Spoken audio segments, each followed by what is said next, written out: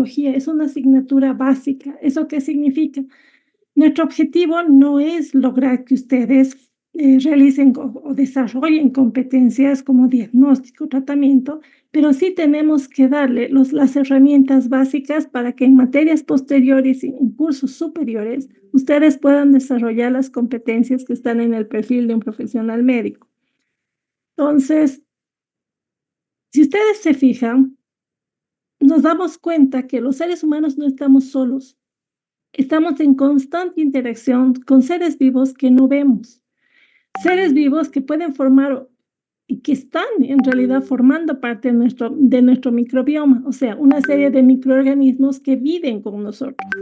Pero además hay microorganismos en el medio ambiente y hay microorganismos que si bien pueden ser útiles, nuestra flora normal, hay otros microorganismos que pueden ser una amenaza, como tenemos, por ejemplo, bacterias, virus, hongos, parásitos, hasta priones. En la primera clase teórica, lo que teníamos que era diferenciar cada uno de estos microorganismos y son objetivo de la asignatura las bacterias y los virus. Vamos a mencionar los que forman parte de nuestro microbioma, los que son útiles para el ser humano, pero le vamos a dar énfasis a aquellas bacterias o virus que son capaces de causar enfermedad en el ser humano. ¿Por qué? Porque precisamente este es el objeto o son parte de las asignaturas, parte de la asignatura básica, donde conocemos a los enemigos, los que van a terminar estableciendo enfermedad en el ser humano. Y ustedes saben que una de las competencias de un médico es precisamente prevenir enfermedades infecciosas o en caso de que ya produzcan una infección y una enfermedad, hacer el diagnóstico y el tratamiento.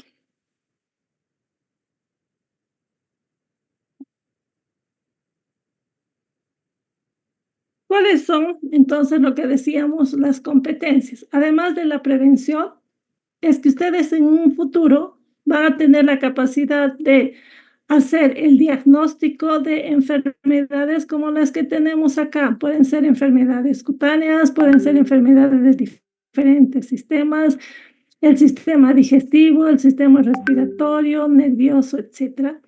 Y vamos a ver que en una primera etapa hay manifestaciones clínicas, pero debajo de todos estos cuadros clínicos se encuentran como agentes infecciosos estos, que son microorganismos que no los vemos, pero que a este nivel tenemos que conocerlos. Y dentro de esos tenemos las bacterias y los virus.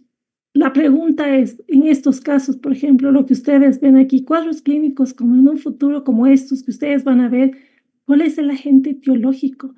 Si logro conocer el agente etiológico, sé cómo está organizado, qué factores de virulencia tiene, puedo desarrollar otras habilidades en el tratamiento, en la prevención o en la prevención de estas patologías. Si nosotros sabemos, por ejemplo, que son bacterias, tenemos que saber qué es una bacteria, qué características tiene, dónde están ubicadas, cuál es la fuente de infección. ¿Para qué hacemos todo esto? Para resolver la incógnita, ¿no? ¿Cuál es? Si nosotros, cuanto mejor conocimiento tengamos de estos microorganismos, vamos a tener mejores herramientas, no solo de diagnóstico, sino de tratamiento y de prevención de estas patologías. Y esa es la lógica con la que está organizada esta asignatura. Por un lado tenemos bacterias y virus. ¿Qué vamos a conocer de las bacterias? Todo lo que podamos, cómo está estructurado, su genética, cómo vive, por qué causa enfermedad. Y vamos a ver todas estas características. Vamos a ver también a los virus, que tienen factores de virulencia, en qué se diferencian con las bacterias, etc. Estos microorganismos primero los vemos por separado en la parte de bacteriología y virología básica, y después tenemos que ver la interacción con el ser humano. O sea, estos interaccionan con el ser humano de alguna forma. Unos son flora normal, que pueden ayudarnos de alguna manera frente a los mismos microorganismos patógenos, y los patógenos en sí, que son los causantes de enfermedad. Por lo tanto, tenemos que recordar o tenemos que avanzar en conocimientos básicos de la parte de inmunología. Por eso tenemos bacteriología y virología básica. En el segundo bloque vamos a ver todo lo que es inmunología innata, o sea, la natural, la adaptativa o adquirida, las reacciones excesivas de la respuesta inmune o las deficiencias en la respuesta inmune. El ser humano puede interaccionar con estos microorganismos de manera normal. Mientras se mantenga un equilibrio, hay salud, pero si esto se desequilibra, viene la enfermedad. Entonces tenemos nosotros que analizar además cómo podemos eliminar estos microorganismos y ahí vamos a tener un capítulo de eliminación de estas técnicas de esterilización, desinfección, antisepsia, sepsia.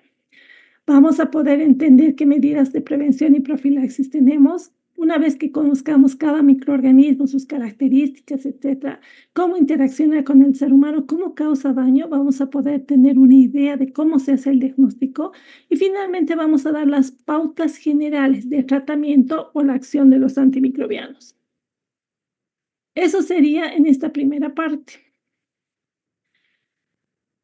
En la anterior clase, nosotros debíamos haber visto la clase de lo que es el mundo microbiano, pero para eso ustedes van a tener en la guía, ustedes ya han visto, tienen una guía donde están nuestros objetivos, ¿no es cierto? En el caso de mundo microbiano. Y en cada uno de los capítulos, lean bien los objetivos. Ahora les voy a dar un breve resumen, que es lo que teníamos pendiente de la anterior semana, pero me imagino que ustedes han leído esto, y más bien si tienen alguna duda podemos ver en esta ocasión. Se les ha puesto un video y el video estaba referido básicamente a una neumonía. Por el tiempo ya no se los voy a poner, pero aquí nos hablan de lo que es la neumonía, de los agentes patógenos y en realidad este es como un escenario de las situaciones que ustedes van a tener que enfrentar.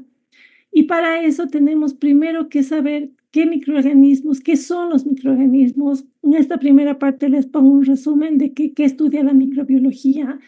Si ustedes se fijan dentro de la microbiología, tenemos que enfocarnos básicamente en los microorganismos y en estos estudiamos su estructura, metabolismo, genética, que son precisamente los capítulos que vamos a ver a continuación. En la primera clase o la siguiente clase que la vamos a ver ahora es estructura bacteriana. El día de mañana vamos a ver metabolismo bacteriano y en una futura clase genética. Hay otras adicionales como fisiología y demás, tal como está establecido en su temario. Dentro de lo que es microbiología y microorganismos vamos a tener diferentes áreas, como la médica veterinaria de plantas, porque microorganismos están en todo lado. ¿Qué es lo que nos interesa a nosotros? Es la microbiología médica.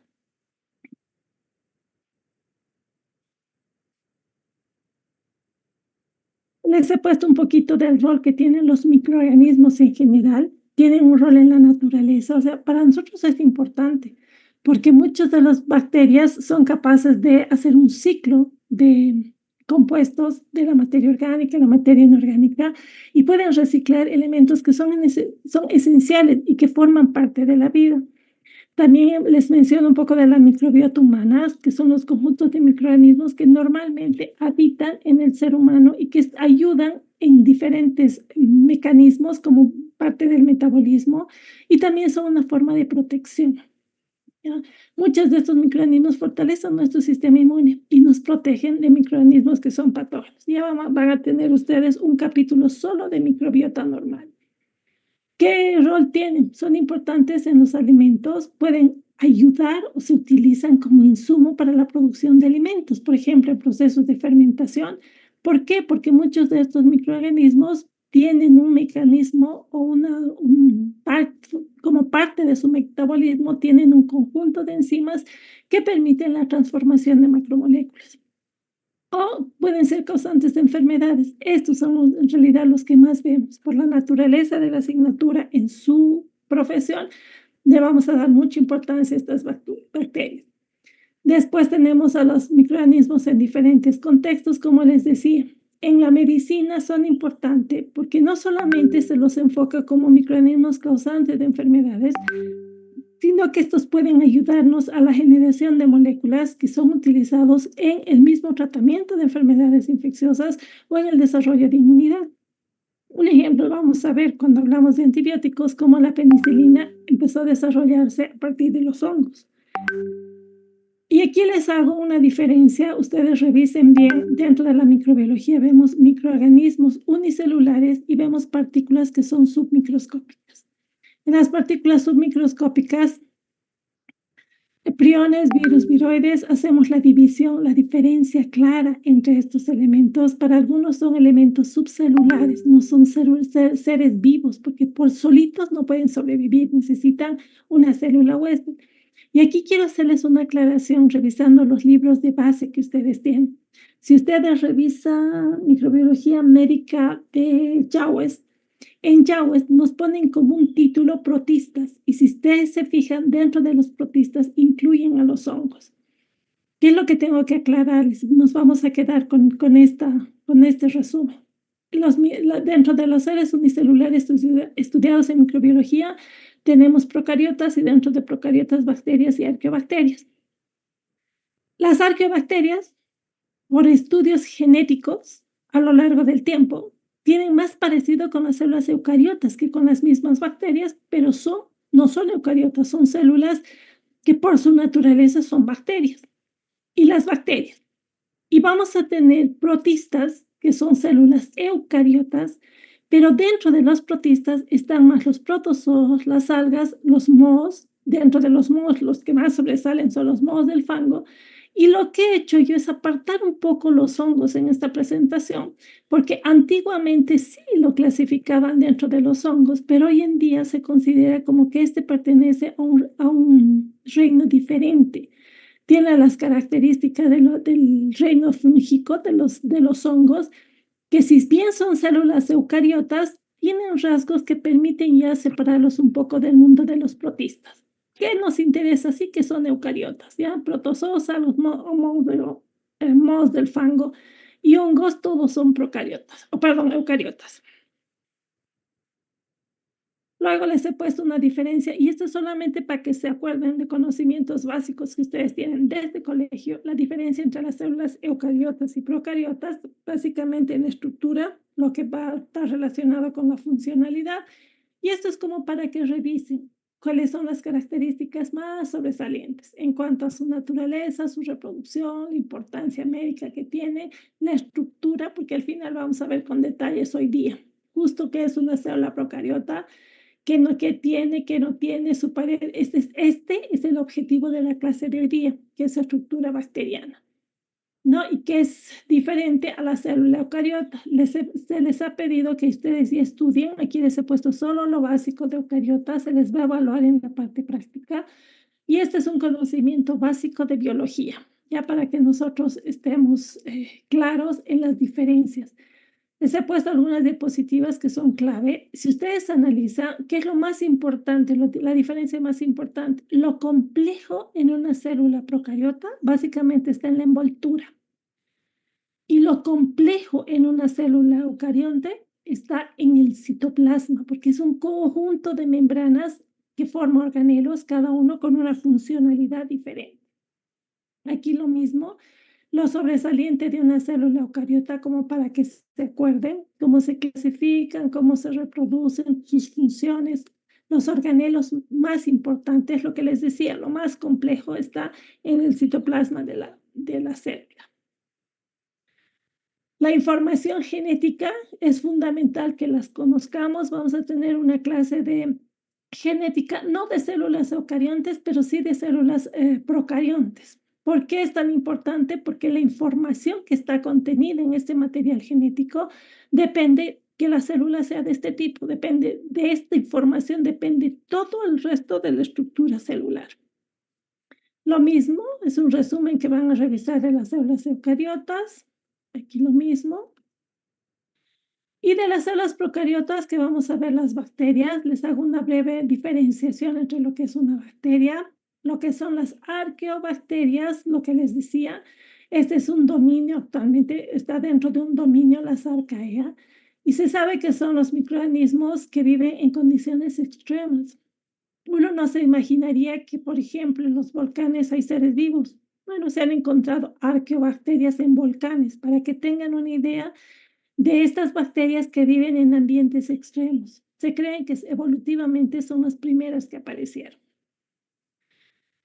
Luego, dentro de las células eucariotas, hacemos una clara diferenciación de lo que le decía en la diapositiva que les había mostrado, los protistas, los protozoos. Ustedes van a estudiar esto durante un año en su asignatura de parasitología, las algas y sus características más sobresalientes, los modos del fango. Las células eucariotas les he puesto un poco separado lo que son los hongos, sus características, etcétera. La diferencia es que estos hongos, ya les he dicho, son eucariotas y los procariotas, nuestro objetivo, estas que son las bacterias.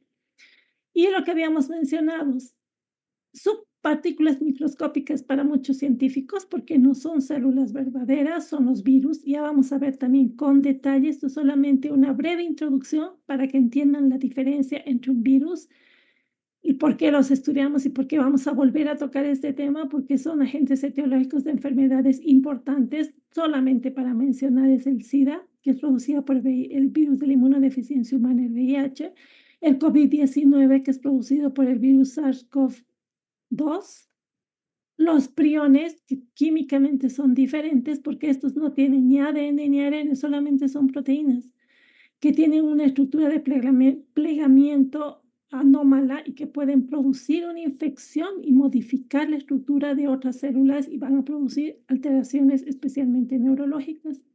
Los viroides, no vamos a volver a tocar el tema de los viroides, aquí se les pone un resumen que ustedes tienen que saber porque tiene más importancia en microbiología de vegetales, ya, porque son responsables de enfermedades en plantas, no tanto para el ser humano. Y luego les pongo una clasificación, solamente para que tengan una idea, que clasificar a los seres vivos ha sido complejo y ha ido evolucionando. Antes solamente decía o son plantas o son animales, pero a medida que fue pasando el tiempo, si ustedes se fijan, han ido modificando. Y una de las que se ha mantenido es esta clasificación de hace 56 años, 1969, donde dice, no, y hay 5 reinos diferentes: animales, plantas, hongos, protistas y procariotas. Pero si se fijan, esto ha seguido evolucionando y se sigue modificando. Ustedes saben que los microorganismos siguen siendo incluso reubicados dentro de estas clasificaciones generales gracias al conocimiento de la información genética que cada vez es mayor. La clasificación filogenética, que se basa en las características genéticas, como dicen, ¿no?, a lo largo del tiempo, y a partir de un ancestro universal, al parecer, han ido evolucionando y vamos a tener el dominio eucaria, donde están todas las eucariotas, amebas, plantas, si se fijan, la arquea, que es lo que les decía, y las bacterias. ¿Qué es lo que vamos a estudiar en esta asignatura? En esta primera introducción hemos hecho una breve diferencia de estas células. Nos vamos a dedicar básicamente a la bacteria y aquí no están incluidas a las partículas submicroscópicas que son los virus. Entonces tenemos los procariontes, son los más antiguos, y también como bacterias, las arqueobacterias que viven en condiciones extremas. Ahí hay un breve cuadro de qué diferencia a las arquea de las bacterias y las eucarias. Si ustedes se fijan, hay características esenciales, como por ejemplo la envoltura nuclear. Estos dos son bacterias. ¿Por qué? Porque no tienen envoltura, no tienen un núcleo verdadero, a diferencia de las eucarias. Esas son las características. Lo que he tratado de resumir lo más sobresaliente, de manera que los conceptos básicos nos queden claros. Dentro de la taxonomía, que es la forma en darle una clasificación, un orden a estos microorganismos, qué es lo que tienen que saber, cómo va de dominio. Dentro de los dominios están los reinos, las secciones, las clases, dentro de las clases los órdenes, dentro de los órdenes la familia, dentro de la familia los géneros, y dentro de los géneros pueden haber varias especies. Aquí lo que me interesa es que ustedes aprendan cómo se nombran a los microorganismos, y es un sistema binominal. Y el manual de bacteriología sistemática, es un manual de clasificación taxonómica que nos da las pautas a las que nos rigen todos los científicos, y es la información que recibimos. Y es lo que les digo, hay microorganismos que actualmente que antiguamente, perdón, pertenecían a un género, pero ahora está en otro. Está en evolución constante y cambia constantemente. Y las actualizaciones van referidas a esto. En la taxonomía les he puesto los criterios que van a permitir la clasificación, el darles nombre, clasificar e identificar.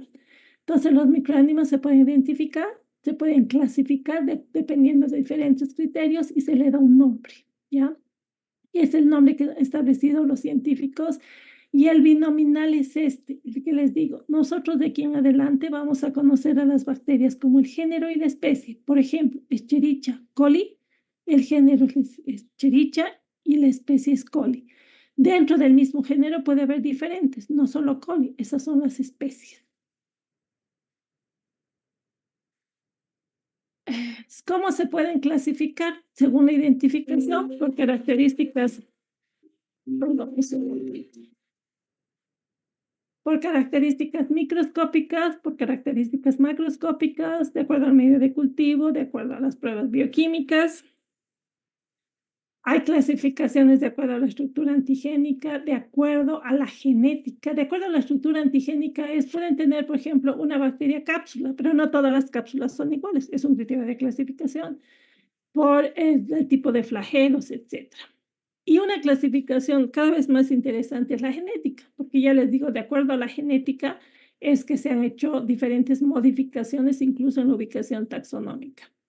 Sistemas de clasificación de las bacterias, clave dicotómica, por sí sola habla, ¿se fijan? Denle una revisadita a esto. Clasifica, este es un ejemplo de la dicotómica, un coco es gram positivo, ya. ¿Es catalasa positivo o negativo? Si es positivo, puede ser un estafilococo. Si es negativo, un streptococo y así sucesivamente. Hay taxonomía numérica. Este es un sistema, esto les voy a explicar con mayor detalle y en la práctica cuando hagamos enterobacterias, pero en otras palabras se ven características bioquímicas de una bacteria. Si ustedes se fijan, cada una de estas es una prueba diferente. Se hace una identificación de la actividad bioquímica de las bacterias y de acuerdo a eso se saca un perfil. Entonces estamos sacando un perfil analítico, una serie de números que al final determinan el tipo de bacteria que es. Hay clasificación basada en lo que le decía, estudio del material genético. Una cosa interesante, por ejemplo, se ha visto que el ARN16S es una molécula relativamente conservada a lo largo de la evolución. Entonces, estudian esta información genética, esta secuencia en todas las células en general y podemos ver cuán cercanas son unas de la otra. La taxonomía clásica, vemos características morfológicas, genéticas, ecológicas, fisiológicas, todas pueden ser criterios de clasificación de los microorganismos y se pueden combinar además. Y otra cosa que, bueno, en esta presentación que está modificada a la del año pasado para que las diapositivas incluso puedan hablar por sí mismas, estamos, y tiene que quedar claro para ustedes las categorías taxonómicas, lo que les había dicho. Género, lo más típico, por ejemplo, es Escherichia, especies coli, pero dentro de estas especies pueden haber subtipos. Pero varios géneros pueden pertenecer a la misma familia. Varias familias son orden, varios órdenes son una clase, varias clases están dentro de una división y varias divisiones están en un reino. Por eso se dice que son categorías taxonómicas. Y las principales bacterias patógenas en el ser humano, que está descrito en el manual de Bergey. Este es el manual que les digo que es la última voz en cuanto a la clasificación de los microorganismos. Y aquí podemos ver cómo los puede clasificar a los patógenos en las eubacterias negativas. Dentro de esto tenemos varias que son las que nos interesan: espiroquetas, aerobias, curvas y así sucesivamente. Y estos son los nombres y muchos de ellos vamos a volver a verlos cuando veamos o cuando nos refiramos a bacteriología sistemática. Lo mismo, la continuación de lo mismo, las gram positivas, las sin pared, etc. Solamente ese es un resumen de lo que teníamos pendiente, no podía perder la clase, así que espérenme. Hoy día vamos, no sé si tienen alguna pregunta, alguna duda, algún comentario para que pasemos a ver esta clase. ¿Alguien me puede contestar si están oyendo y viendo correctamente? Se ve todo, doctora. Ya, perfecto. Ya, entonces lo que empezamos la clase de ahora, que es, ya les he dado un pantallazo de qué se refiere la materia. Hemos hecho un recordatorio, incluyendo algunos conceptos que a lo mejor no tenían en lo que es microorganismos, lo que es el mundo microbiano. Les he dado un poquito de lo que es la clasificación de los microorganismos. Ese tema está mucho mejor desarrollado en Jauregg que en Murray. ¿ya? Cuando ustedes me preguntan de dónde voy a estudiar, muchas veces a lo mejor se me olvida decirles, pero me pueden preguntar ya para cuando den el examen. Este tema, el anterior que les he dado, me gusta cómo está mucho mejor en Java. Eso más la clase teórica también. Si pasamos a la segunda clase, que es estructura bacteriana, que es lo que nos compete hoy día, si ustedes se fijan, todas las clases van a tener subida a plataforma lo mismo, van a tener la información ya sea en forma de PowerPoint cuando hay muchas actualizaciones o el video, que sigue siendo útil porque no hay gran cambio. Y además van a recibir esta hoja, que es una organización con los objetivos de aprendizaje, la fuente de información y las instrucciones o procedimiento, que este año va a ser lo mismo en todas las clases, ¿ya? Aquí vamos a comparar y diferenciar la estructura de las células procariontes y eucariontes. Vamos a identificar, al final veo todo el resto. Vamos a identificar las características morfológicas de las bacterias, describir las características y función de los elementos estructurales de una célula eucariota, comparar y diferenciar las paredes celulares de las bacterias gram positivas, gram negativas, pero además tenemos que conocer a otras como los alcohólidos resistentes, y vamos a analizar el rol de las esporas. ¿Ya? Entonces, nuestras clases van a ir orientadas a cumplir los objetivos que se han planteado. Ahora déjenme ver por qué cerró mi otro archivo. Espérenme un segundito.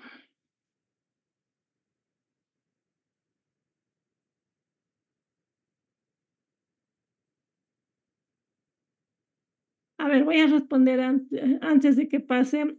¿A qué se refiere catalasa positivo y negativo? Tranquilos, en la clase que corresponda vamos a entender, pero si les explico brevemente. Hay bacterias que pueden ser, por ejemplo, cocos gram positivos. Resulta que unas bacterias producen una enzima. Esa enzima, la catalasa. ¿Ya? Si es una enzima, esta actúa sobre sustratos y genera un producto. Es una enzima, es una proteína que va a catalizar reacciones químicas. Entonces, hay cocos que producen esa enzima y hay cocos que no lo hacen.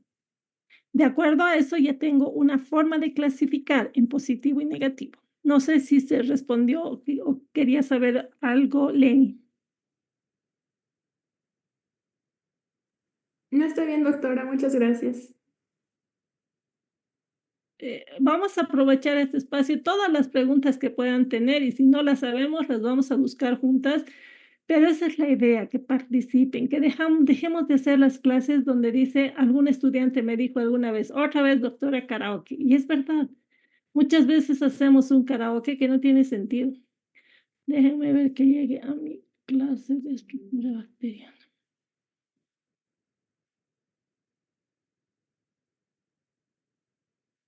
Ay,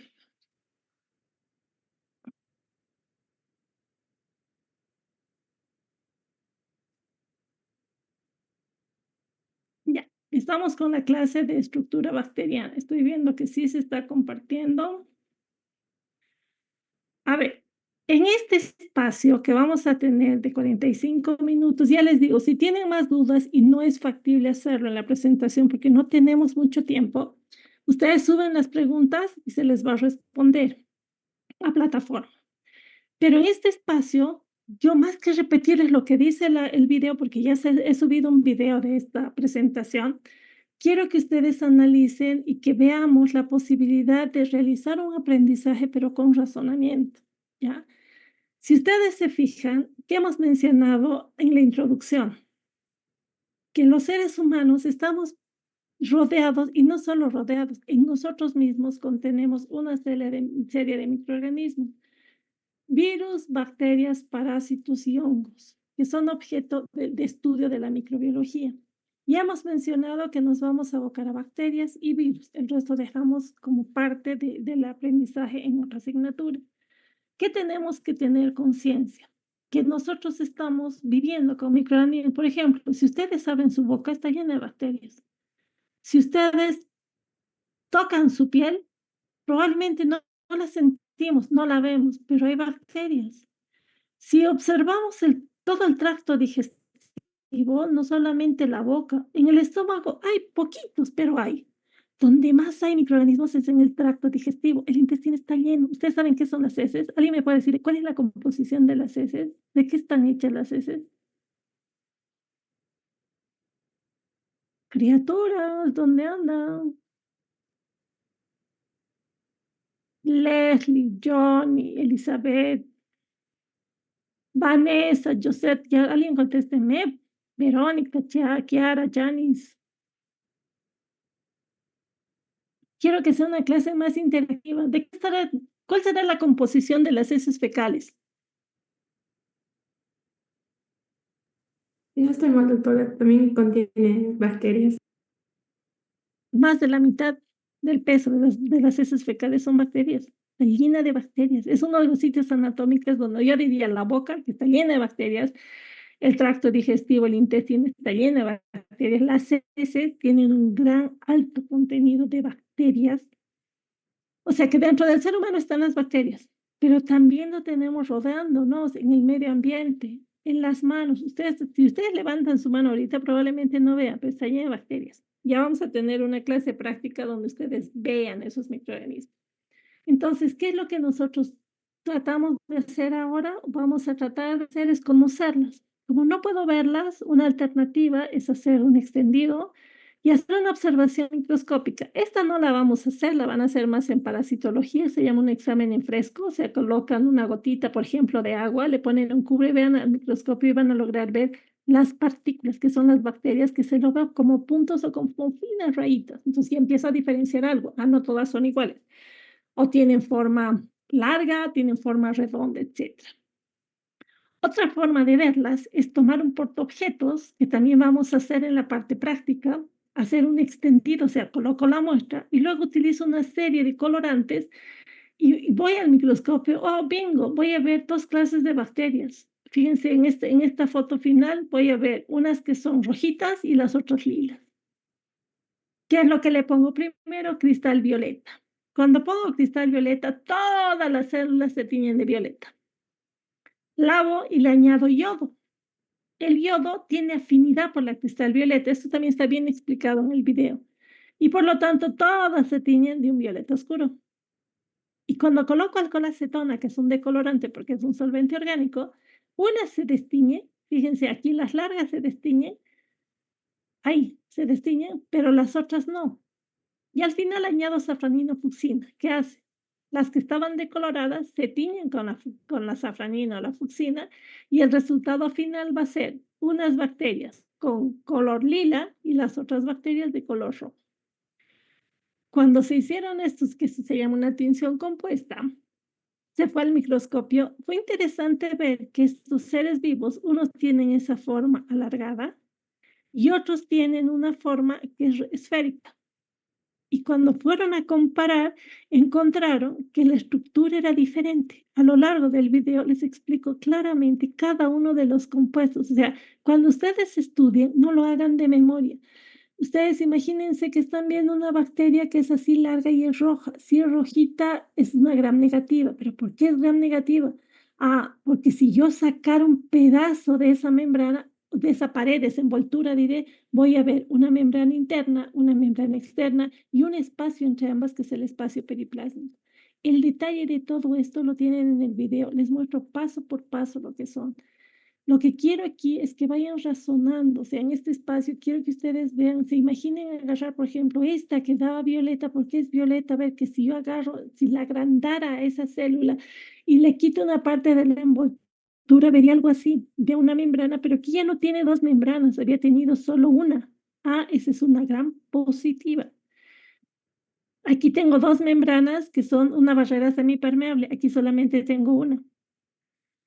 Esta, que es el peptidoglicán, que les explico claramente durante el video qué es, que está en el libro plenamente descrito, o sea, con detalle, está escrito con detalle, es mucho más permisiva que esta, porque estas son bicapa de fosfolípidos, en cambio estos son azúcares con proteínas, con aminoácidos.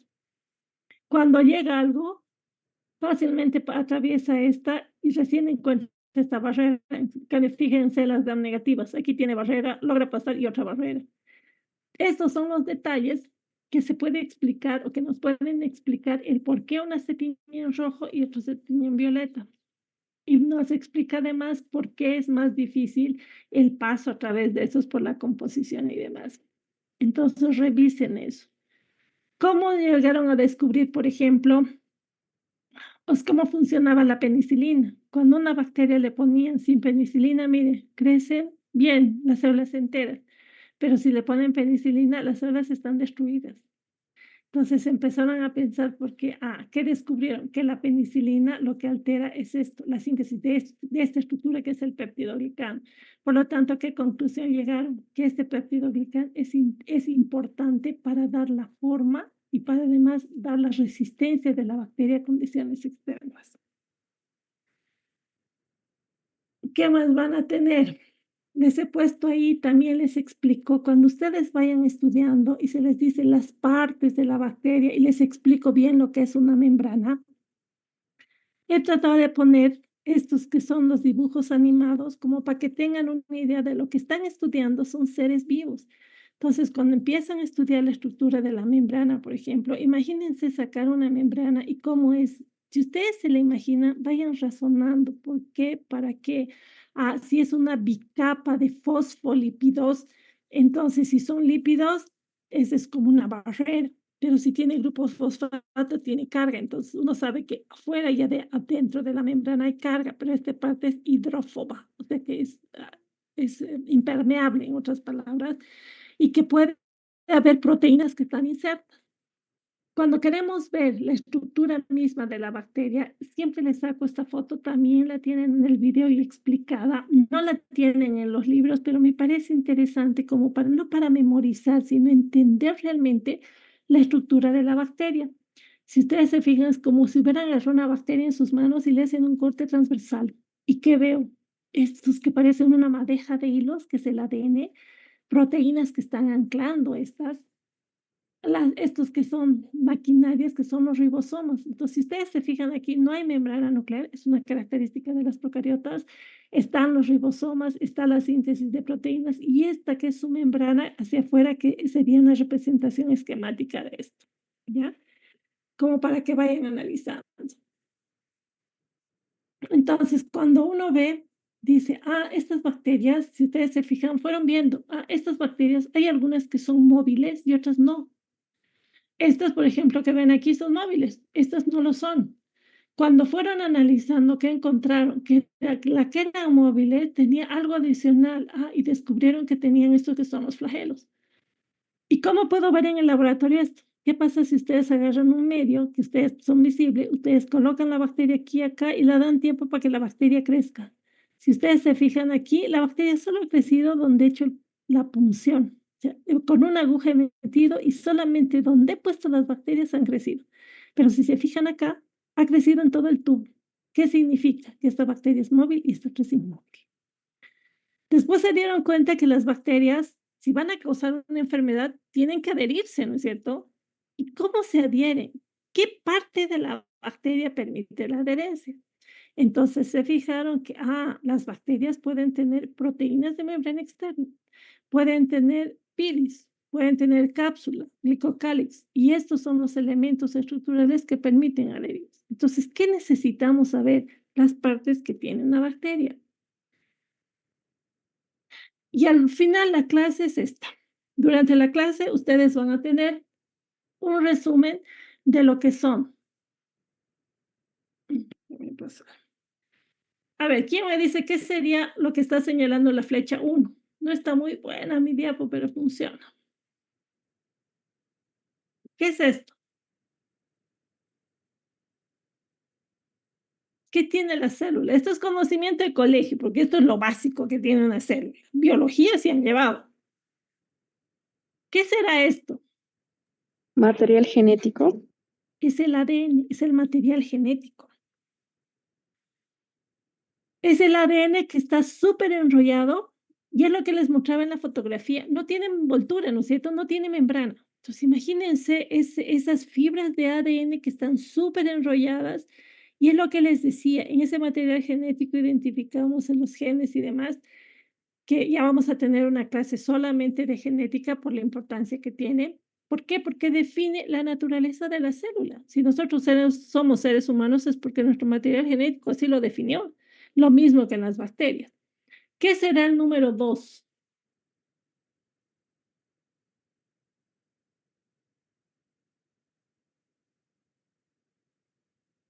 Fíjense, no me acuerdo si esto está bien, pero estos, a ver, fíjense, estos tienen una serie de pelitos, como pelitos. ¿Qué será?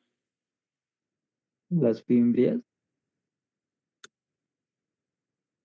Pilis o fimbrias. Si ustedes se dan cuenta, saliendo de esta bacteria como finos cabellos, son apéndices y al final se descubrió que eran proteínas que se llaman pilis o fimbrias. En la parte que corresponde se les explica a los pilis, cómo está estructurado, qué clases, para qué les sirve la bacteria. ¿Se acuerdan la diapositiva que les mostré hace un momento? Pues la bacteria tiene que pegarse, tiene que unirse y lo va a hacer a través de estos pilis o fibras. ¿Qué será el tercero? ¿A alguien se le ocurre?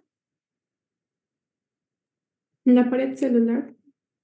Es que pues, se los he puesto porque no se ve muy bien, pero debería llegar aquí, a estos puntitos. Son los Ribosomas. ribosomas. ¿Para qué les sirve a una bacteria un ribosoma? ¿Quién me dice? Eso es de colegio, Para la síntesis de proteínas. para la síntesis de proteínas. Este es un ser vivo, ¿no es cierto? Este ser vivo, ¿qué les había dicho al inicio? Que la estructura interna es la más sencilla, lo más complejo es la envoltura. Esto sí se ve mejor. ¿Qué será el número 4? ¿Qué podrá tener? Si ustedes navegaran en este citoplasma, se dan cuenta que el DNA, hebra súper enrollada, está al centro, tiene unas estructuras, si se acuerdan la foto que les he mostrado de un corte transversal, son maquinarias que están sintetizando proteínas. ¿Qué más podrá tener en el citoplasma? Los plásmidos. Este sí podría ser un plásmido, ¿no? Pero esto son gránulos de inclusión. O sea, aquí, así a grandes rasgos, estamos viendo así en general qué es lo que tenemos que estudiar a lo largo de esta clase. Su cromosoma, los pilis, tenemos que revisar los ribosomas, los gránulos de inclusión, que son reservas muchas veces energéticas. Hay gránulos de polifosfato, etcétera, que pueden almacenar las bacterias en su citoplasma. El 5, ¿qué será? El flagelo. Ese sí es el flagelo, ¿no es cierto? Durante la explicación yo les pongo incluso unos dibujitos animados de cómo son los flagelos, cómo se insertan, o sea, piensen, o sea, sí tiene flagelo, ya.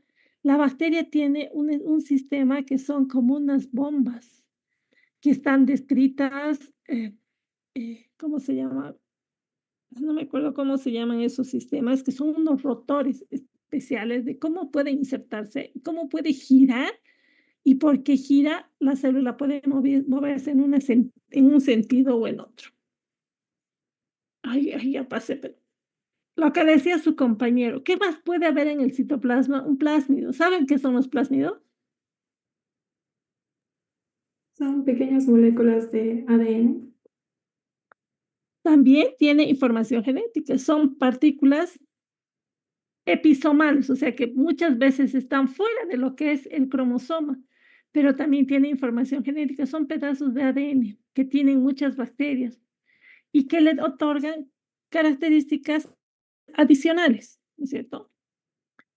¿Qué podrá ser el 7? Citoplasma. Una membrana. Sí, es que no está muy bien puesto, porque después viene todo lo que es la envoltura. Todo lo que está aquí, saben que voy a mejorar esta foto porque yo misma no señala bien. Todo esto es un mundo que es gelatinoso, es una estructura media gelatinosa que contiene el resto de los elementos. Si ustedes analizan, a ver, piensen, si yo estudiara una célula eucarionte, es diferente, ¿no? Porque aquí hay un núcleo, membrana nuclear, el nucleolo, todo lo que es el citoesqueleto, pero todo el conjunto de membranas, retículo endoplásmico, complejo. A ver, analicen, es un mundo de membranas con funcionalidad o funciones diferentes. Aquí no veo nada de eso. No es tan complejo. Tiene sus ribosomas, tiene sus gránulos de inclusión, que están todos insertos, o sea, cromosoma y lo que hemos mencionado adentro. Pero si vamos más allá, ¿qué será el número 8?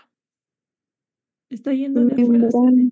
La membrana celular. La membrana. Está yendo de, sí, tiene razón, la primera, la capa más interna.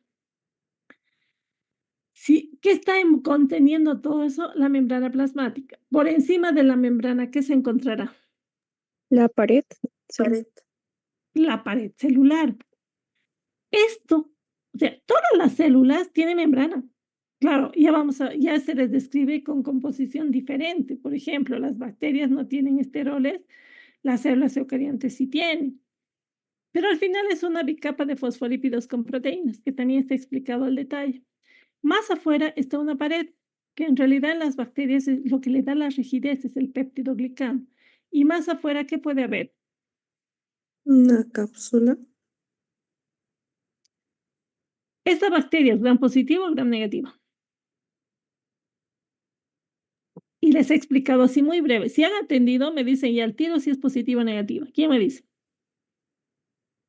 Negativa. ¿Por qué? Es gram positiva. ¿Por qué? Solo tiene una pared y una cápsula, un glucocáliz. No tiene dos. No tiene dos membranas. Les he dicho algo, o sea, general. ¿Qué vemos a lo largo de gran parte de la explicación? Las gram positivas tienen una membrana y tienen una pared, que es el peptidoglicano. Si ustedes se fijan en la diapositiva, nos habla de una membrana, de una pared y luego de una cápsula, que puede tener en realidad la positiva o la negativa, pero la negativa tiene una segunda membrana. ¿Entienden lo que quiero que hagan? Que estudien, pero pensando en lo que están estudiando y no memorizando. ¿De acuerdo? Listo. Esta es la presentación que ustedes tienen como video. Si ustedes les voy a resumir muy brevemente lo que está descrito, no tiene sentido volver a repetir lo mismo porque les aseguro que en el video está mucho mejor. Porque en el video uno graba, uno edita, puede haber errores y eso les pido si encuentran algún error o a lo que no entiendan, me van a hacer saber después de que los vean. Siempre voy a tratar de subir los videos antes de la clase. Les hago un resumen de las características, algo que es fundamental, el tamaño de estos microorganismos. Aquí, por ejemplo, esta diapositiva me gusta porque esta es una foto a escala. Si ustedes comparan el glóbulo rojo, es una fracción del glóbulo rojo, hablando en tamaños, con una bacteria y con los virus. Y si se dan cuenta, hay bacterias que pueden ser más pequeñas que el virus. Esa clamidia de tamaño es más pequeña que el virus del ébola, que es más grande. Se les explica lo mismo de la microscopía. También ustedes tienen una explicación más detallada de que estas bacterias tienen una forma, o son cocos, o son bacilos, o tienen curvaturas, cómo se agrupan. ¿Por qué pueden agruparse de dos en dos? Pueden agruparse en cadenas, en racimo. También está todo explicado. Creo que en el video les explico el paso por paso que no se dividen, que se dividen, etcétera, que tampoco es el objetivo. Las bacterias en espiral, las diferencias más importantes, y ahí empezamos con lo que es la estructura misma, ¿no? Los conceptos clave, lo que les había mencionado ya, cómo se... A ver, voy a esperar un segundito, voy a volver a esta. Aquí hay un razonamiento lógico. A ver, ¿quién me dice? De todo esto que hemos mencionado, ¿qué elementos estructurales serán obligados para la bacteria que si no tiene se muere? ¿Qué creen? La pared celular. La pared, porque la pared contiene, ¿no? Si no tuviera la pared la bacteria, la presión osmótica dentro de esta célula, la presión osmótica es mayor a la ambiental. Si no tuviera este contenedor, explota. ¿Qué más? ¿Qué más debe tener si no se muere? El citoplasma. El citoplasma, ¿qué más? Ribosoma. Los ribosomas sintetizan proteínas. Imagínense, si no tuviera proteína, la bacteria se muere. ¿Qué más? La información genética. La información genética, obvio, porque esa manda todo. Después, algo más que sea esencial. La membrana tal. La membrana. Si no tiene membrana, si no tiene información genética, citoplasma, si no tiene nada de eso, la célula se muere, es inviable. Plásmidos, ¿creen que es esencial?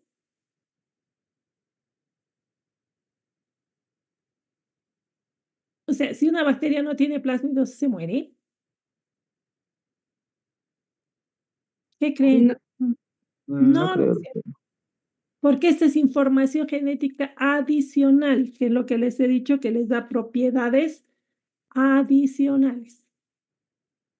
¿Qué más? Si la bacteria tiene pili, ¿se muere? O no, perdón, si no tiene pili, ¿se muere? No, No. No creo, ¿no es cierto? Sí le va a dar ventajas. Mejor conjugación, mejor adherencia, pero no se va a morir. Si le quito los flagelos, si le quito el flagelo, como esto gira, gira, gira y se mueve, la bacteria se morirá. O se mueve, no, perdón, la bacteria se morirá. No creo. no. no, Este, No creo, ¿no es cierto? Quizá ella es más tontita, no se escapa tan rápido, no se mueve, pero no se va a morir. Y la cápsula, a ver, no, piensen, la cápsula está rodeando, está por fuera, está hecha de azúcares, algunas están hechas de proteínas. ¿Qué creen? no. Sí es importante. Sí es importante, pero no se va a morir por eso. Es más, algunas no tienen. Eso nos permite diferenciar elementos obligados y facultativos. Ese razonamiento y en realidad, más que razonamiento, la funcionalidad de cada uno de estos elementos estructurales nos permite diferenciarlos en obligados y facultativos. Pared, membrana, citoplasma, ribosomas, material genético es obligado. Facultativo, cápsula, flagelos, los granos de inclusión, los plásmidos o las mismas esporas, porque no todas las bacterias forman esporas, también se les explica todo eso. Siguiendo esa lógica, después ustedes van a revisar, ya lean bien, se les hace una descripción de la pared, volvemos a la tinción de Gram, se las he descrito claramente, qué significa, cómo se ve una, cómo se ve otra. Hay N de dibujitos que les explico así con detalle, como para que nos quede claro que es una Gram positiva, que es una bacteria Gram negativa. Esta me gusta, esta foto me encanta porque tiene, siempre he dicho que parece un pastel. Aquí veo la diferencia clara entre una Gram positiva y una bacteria Gram negativa. Se les da el detalle de llegamos al detalle incluso de la composición química de estos elementos y eso es importante porque después cuando veamos factores de virulencia, por qué la bacteria causa daño, está muy relacionado con todo esto. Eso también está explicado, cómo es una Gram positiva, cómo es una Gram negativa. Esta es la composición química. Nunca les voy a preguntar la composición química exacta, pero sí tenemos que saber tener conceptos clave, como por ejemplo, cuáles son las unidades estructurales en acetilglucosamina murámico y cómo pueden enlazarse entre ellas a través de enlaces BET1-4. Eso me permite enseñarles cómo la lisosima, por ejemplo, rompe justo ese nivel. ¿Y qué es la lisosima? Es una enzima protectora que la fabrica el mismo cuerpo humano, está en las lágrimas, en el sudor, etc. ¿Ya? Entonces, todo eso les explico con detalle, que no voy a volver a hacer lo mismo. Las gram negativas, lo mismo, se les explica, ya sabemos, lo mínimo que hemos aprendido en una introducción básica es que tiene las dos membranas, la membrana interna y la membrana externa. Está todo, ¿cómo tiene aquí? Fíjense la membrana externa del lipopolisacárido. Les explico también cómo el lipopolisacárido puede o es una endotoxina, o sea, es la que causa la muerte de muchos pacientes cuando se rompe la membrana. Imagínense esas bacterias, miren lo que hace el lipopolisacárido. Termina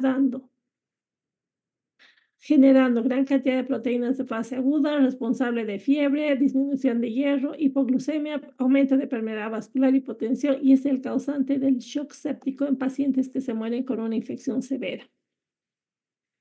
Para eso tenemos que entender qué es el lipopolisacárido, ¿no es cierto? Y en esta clase se les da una explicación de su estructura, su composición, etc. Nuevamente volvemos a la tinción, las proteínas del periplasma. ¿Cómo una bacteria puede vivir sin pared? Sí, pero si ustedes cambian las condiciones ambientales. Ahí les explicamos lo que es la forma L. Lo otro que se les explica es que no solamente hay bacterias gram positivas y gram negativas, existe otro grupo de bacterias con una pared diferente y son las bacterias que tienen una pared rica en lípidos, son los famosos bacilos alcohólidos resistentes. En esta clase se les da la introducción, ya cuando tengamos la clase específica de estos bacilos, en el caso de Mycobacterium, vamos a volver a retomar lo mismo, ¿ya? La membrana, cuando ustedes estudian la membrana, acuérdense del monito que les he mostrado al principio. La membrana no es algo estático, o sea, no es ese dibujo, sino es una bicapa de fosfolípidos que está en constante movimiento. Es bien interesante. Revisen un poco, les hablo de lo que es el modelo del mosaico fluido, que es este, que dice que está formada con una bicapa de fosfolípidos y atravesada en ella se encuentran proteínas. ¿Cómo descubrieron que este es fluido? Porque está en movimiento.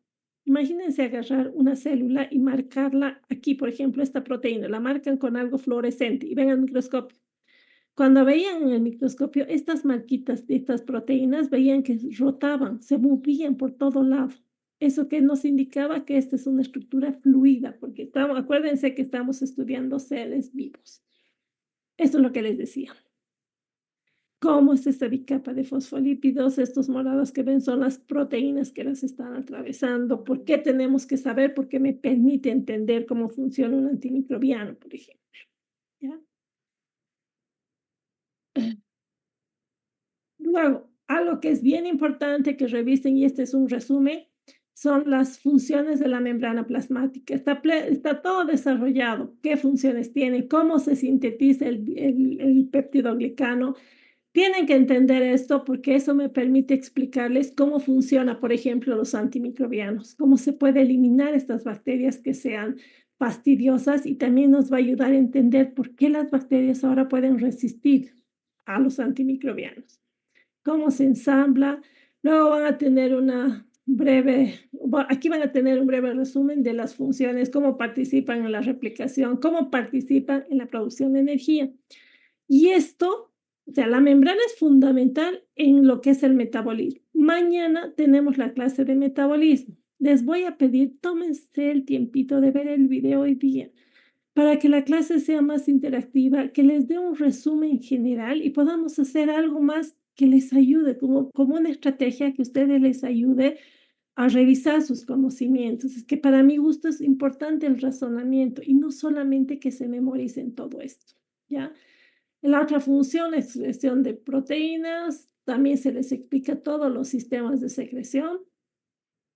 Y la otra función es ser el blanco de antimicrobianos. En esta clase solamente les doy un resumen de esto porque ya vamos a tener una clase de todo lo que son antimicrobianos y cómo no solamente la pared es el blanco. Después se les describe los facultativos, los flagelos, por ejemplo, que también aquí les he puesto dentro de lo que son funciones de la membrana la quimiotaxis. ¿Por qué? Porque un flagelo se inserta en las membranas. La membrana participa en movimiento, claro, porque todo este rotor está insertado en la membrana de las bacterias positivas o negativas. Lo mismo, la quimiotaxis, la estructura externa de las bacterias. ¿Qué más hay en el citoplasma que sea obligado? Ribosomas, inclusiones, la parte genética. Y luego tenemos las facultativas. Van a describirse ya eso que hemos visto que es cápsula, se les describe qué es, el slime, qué funciones tiene. Lo mismo, el flagelo, las partes. Miren qué bonito así funciona el flagelo. Cuando estudien, piensen en algo así, ¿qué será esto? ¿Y qué energía utiliza y eso es lo que vamos a hacer a la siguiente clase, ¿no? Mañana vamos a ver cómo esto puede funcionar, necesita energía, y vamos a ver cómo en la bacteria se genera esta energía, cómo crecen los flagelos, dónde están ubicados los flagelos, y finalmente las esporas. Algo que es claro es que no todas las bacterias forman esporas y eso generalmente se les pregunta en el examen porque es importante.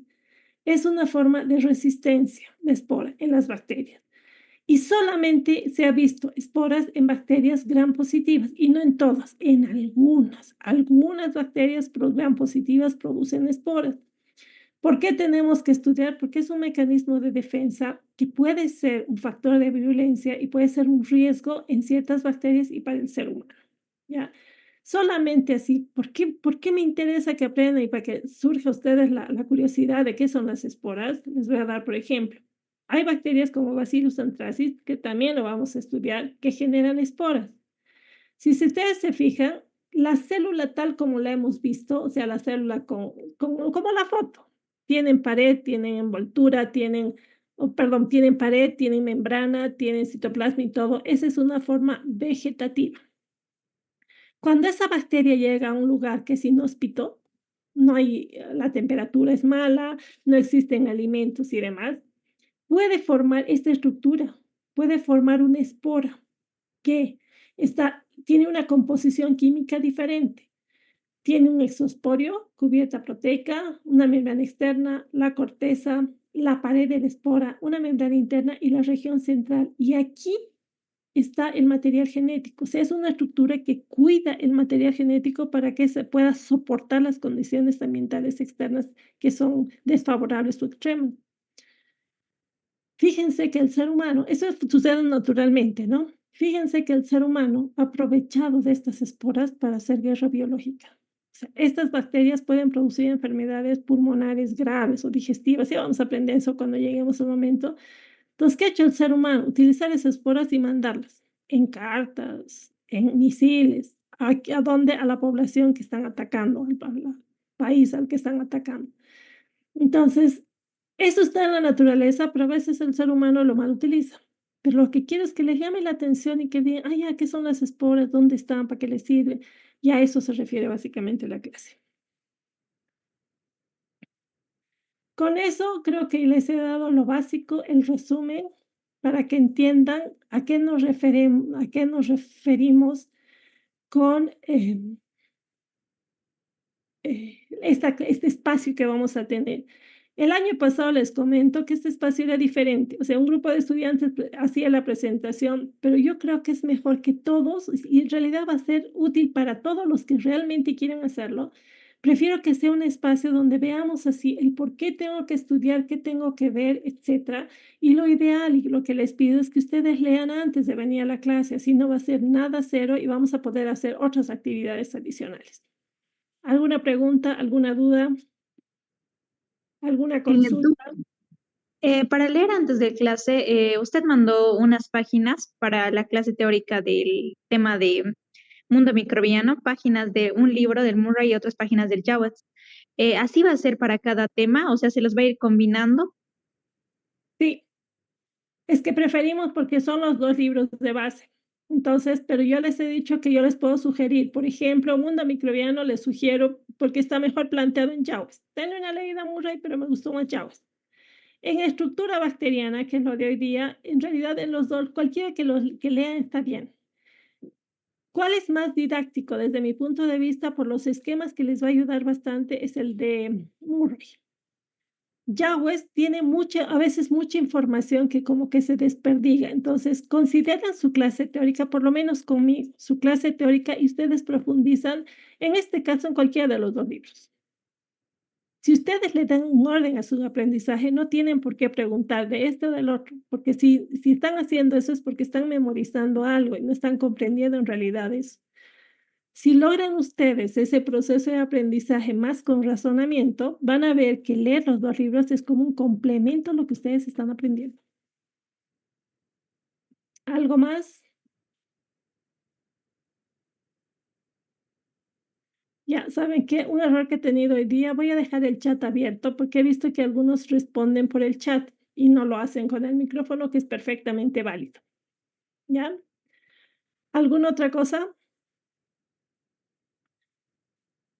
Si no tenemos nada más, les pido, vean un poquito lo de metabolismo. Yo mañana lo que voy a hacer es utilizar, para mi gusto, la diapositiva central, que si ustedes comprenden eso, después vayan viendo los detalles, es más fácil. Y vamos a tratar de hacer alguna dinámica que les permita eso. razonar, pensar, ver, hacer asociaciones, etcétera. ¿Perfecto?